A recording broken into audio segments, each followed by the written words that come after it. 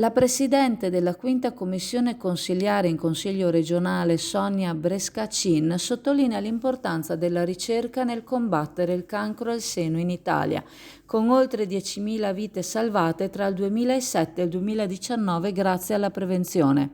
Il Veneto si distingue come precursore e modello in questo settore, come dimostrano i numeri. Nel 2022 nella regione sono stati diagnosticati 1.654 tumori su 255.000 donne tra i 50 e i 74 anni, molti in fase precoce. Brescacin evidenzia l'importanza degli investimenti e della ricerca in questo campo così delicato. La Presidente sottolinea i risultati emersi durante il focus sul carcinoma mammario, un convegno scientifico che ha riunito esperti del settore in Friuli. La prevenzione emerge come tema chiave, con studio, approfondimento, comunicazione e ricerca fondamentali per contrastare il cancro al seno.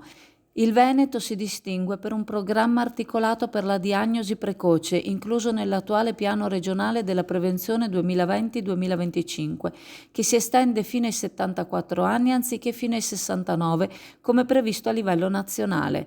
Brescacin sottolinea l'importanza delle Breast Unit, istituite per garantire una risposta rapida e coordinata dalla diagnosi al trattamento e alla riabilitazione, grazie a team multidisciplinari. Le campagne informative come Vivo Bene, scelgo gli screening hanno ottenuto un'adesione significativa, con il 69% delle donne che hanno risposto all'invito delle ULSS per lo screening del tumore al seno nel primo trimestre del 2023.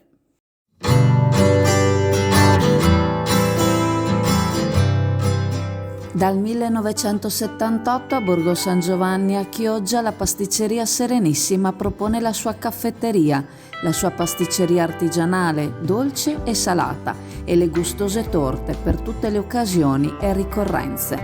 Gusta la tua colazione alla pasticceria Serenissima con la sua selezionata caffetteria e le sue brioche artigianali.